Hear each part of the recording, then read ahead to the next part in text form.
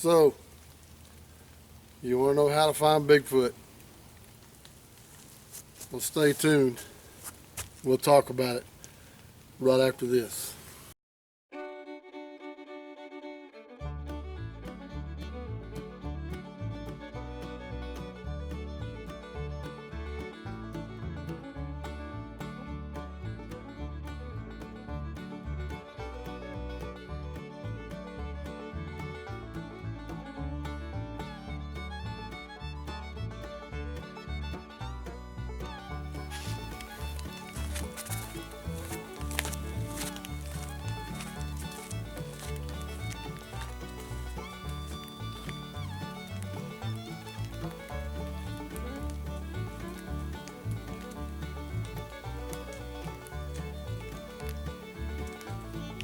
Well, hey everybody, Squatching Cowboy here. Today we're down at the beautiful Purtis Creek State Park, which is just a little bit north of Eustis and east of Dallas. About an hour and a half, but if you was my son, you'd probably do it in about 45 minutes. I'm not saying he drives fast, but he drives fast. I'd like to tell you a little bit about this lake before we go on talking about Bigfoot. On the other side of the lake over there, they have probably 4 or 5 tent camping spots where they have running water. They have a pavilion over there you can have birthdays at and like family reunions, and they got a little playground and a little place roped off over there in the lake where people can go swim, and they got a boat ramp over there and a fishing pier. On this side of the lake they got a fishing pier and probably 20 or 30 places out here to camp. You can bring your RV down here, your travel trailer, and they got tent spots down here that have water and electricity. Lots of wildlife down here, deer and wild hog. Matter of fact, there's a wild hog warning out here now. And there's possums and skunks and raccoons. And if you ever see Kenny Collard out, you ask him about the raccoon down at Purtis Creek. That's all I'm going to say about that. Unfortunately, there's been no Bigfoot sightings down there at Purtis Creek, but the fishing's good. Bass are catch and release only. You can keep catfish and crappie and bluegill and stuff like that, but the bass are catch and release, and very seldom I've come down here and not caught anything. Usually when you come down here, fish off the piers, you can catch bass all night long, 2.5 pounds, 3 pounds. But other than that, let's get on to talk about Bigfoot.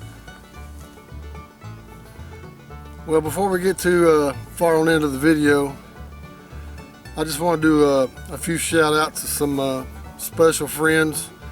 These people have subscribed to my channel and watched every one of my videos, I believe, and I want to say special thanks to them. And instead of having a shout out, I'm just going to post it right here on my video. And while I'm at it,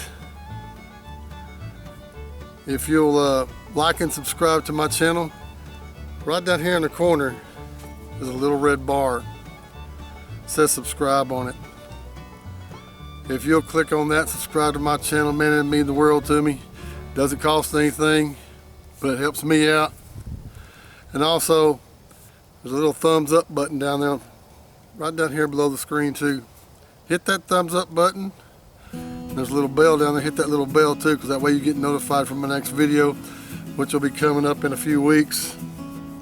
But we'll talk about that later. And don't forget to share my videos. That's the only way people are going to get out there and see my videos, if you share my videos with your friends.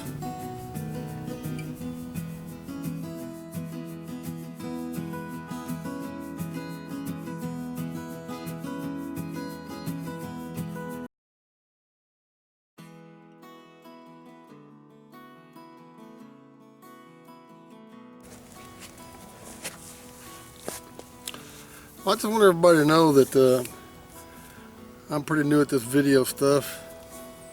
I've been out searching for Bigfoot before I started making videos. And now that I'm retired, I just thought I would start making videos and putting them on YouTube. And I'm still new at this, and I don't know all the ins and outs of it and all the editing and sound and all that stuff. I bet you noticed on some of my videos some of the music is pretty loud. But I'm learning. So y'all just hang in there with me. And I'll get it right. I always thought spider webs were pretty cool thing to do.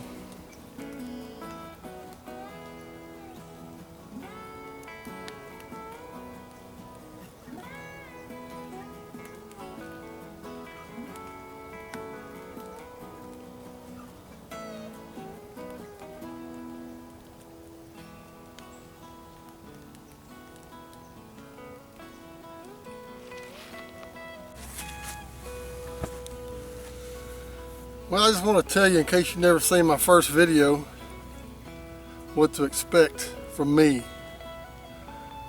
First off, I will not hoax a Bigfoot sighting. I will not take pictures of dark spots in the bushes and try to tell you it's a Bigfoot unless I go up there and get a little bit closer, get a rock or a stick or something and throw off into that dark spot. If it doesn't move, I'm going to get a little closer. If it's a Bigfoot, maybe I might turn around, scream like a little girl and run off into the woods. But I'm not going to tell you that it's a Bigfoot and not go up there and get closer. I'm not going to take pictures of burnt tree stumps with blurry cameras with a flip phone from 100 yards away and tell you that it's a Bigfoot. I ain't going to do that. What we are going to do is we're going to have fun. We're going to show you how we set up our camp. We're going to show you cooking over an open fire, you know, and tips and tricks of just what we learned over the years. And yeah, we're going to crack open a few coldies.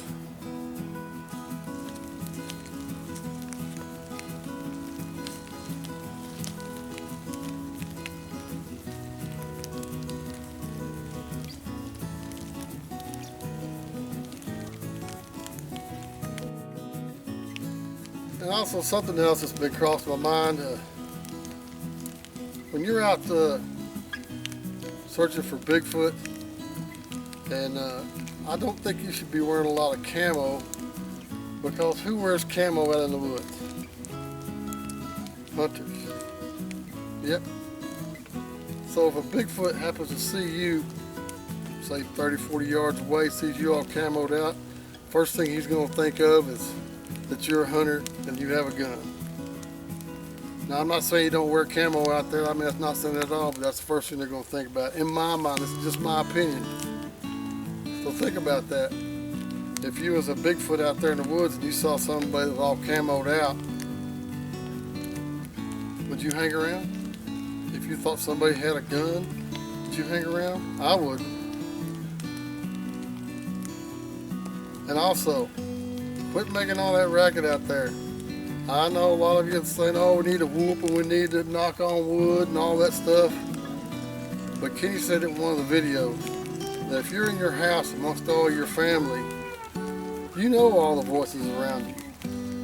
And all of a sudden somebody comes in your house, starts talking, you know right away that's not part of your family. I mean, you can go out there and whoop and knock on wood. The only way I would do that is if I heard something, a Bigfoot calling off in the distance or a knock. That's the only way I would do it. I wouldn't go out there in the woods and start doing all that. It's starting to rain out here. But anyway, that's just my thoughts. I'd like to go out there and just look like a regular old guy camping out in the woods, hiking out in the woods. Make Bigfoot feel at ease out there. Make him feel like I'm not out there hunting him. I'm just out there enjoying the wilderness, bird watching or something. Now, before I get into how to find Bigfoot, I'm going to tell you how not to find Bigfoot.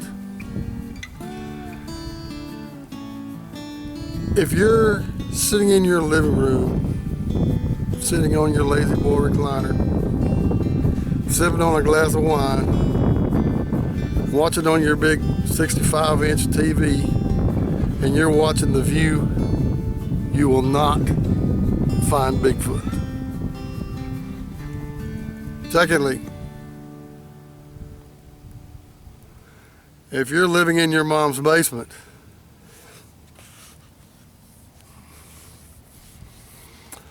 and you're sipping on a juice box and eating homemade oatmeal cookies, playing Xbox, you're not going to find Bigfoot.